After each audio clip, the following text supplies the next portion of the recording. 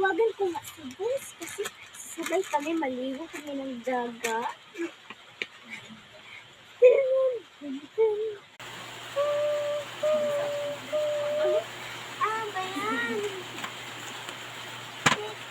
Hello? Hello, Bes! Hello, Bes!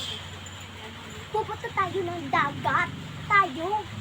Sinong kasama?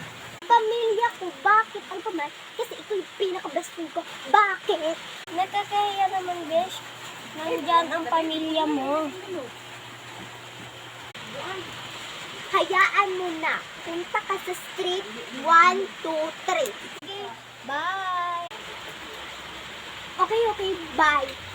Ano ba yun si Bex? Street 1, 2, 3 na to. Ila, kasi na yung si Besh. Ay, Besh! Ay, bakit napakatagal mo? Sorry! Goodbye!